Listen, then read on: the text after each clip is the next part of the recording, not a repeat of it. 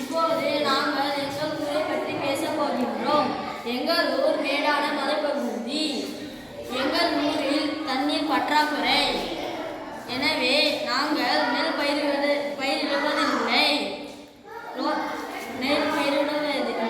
எங்கள் ஊரில் ரோஜா பூச்செடி, சாமந்தி பூச்செடி, மல்லிகை பூச்செடி போன்ற பல வகையான பூச்செடிகளை பயிரிடுகின்றோம். ஏனெனில் இதற்கு தண்ணீர் மிகவும் குறைவாக தேவைப்படும். அதற்காக நாங்கள் உங்கள் சொட்டு நீர் பாசனத்தை அறிமுகப்படுத்தி எங்கள் கிராமத்தில் பயன்படுத்துகிறோம். இதன் மூலமாக நாம் தண்ணீரை மிகவும் நன்றாக சேமிக்கலாம். நீங்களே பாருங்கள், சொட்டு சொட்ட உள்ளதுனால தண்ணீர் மிகவும் சேமிக்கலாம்.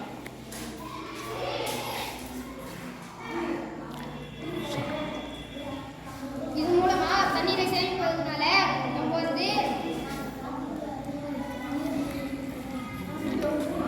தண்ணீரை சேமிக்கலாம். எனவே நீங்களே பாருங்கள், சொட்டு சொட்டாக தண்ணீர் ஒழுவதை பார்க்கலாம். வறட்சி பகுதிகளிலும் பயன்படுத்தினா ரொம்ப நல்லது. தண்ணீரை மிகவும் சேமிக்கலாம். எனவே தண்ணீர் பற்றாக்குறை வராது. நன்றி, வணக்கம். நன்றி, வணக்கம்.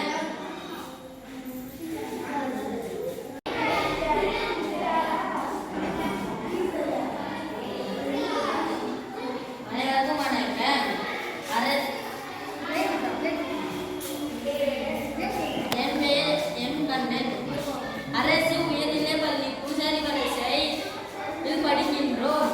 என் பெயர் எம் கண்ணன். என் பெயர் எம் பிரகாஷ்.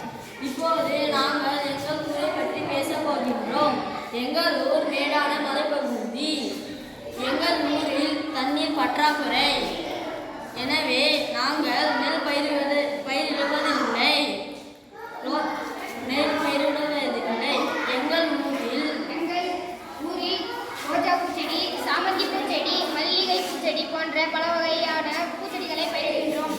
ஏனெனில் இதற்கு தண்ணீர் மிகவும் குறைவாக தேவைப்படும். அதற்காக நாங்கள் உங்கள் சொட்டு நீர் பாசனத்தை அறிமுகப்படுத்தி எங்கள் கிராமத்தில் பயன்படுத்துகிறோம்.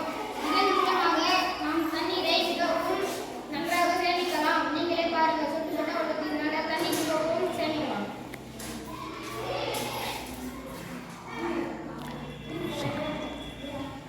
இது மூலமா தண்ணீரை சேமிப்பதனால நம்ம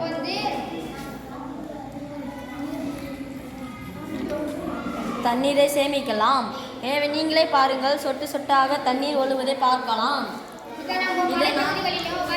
வறட்சி பகுதிகளிலும் பயன்படுத்தினா ரொம்ப நல்லது. தண்ணீரை மிகவும் சேமிக்கலாம்.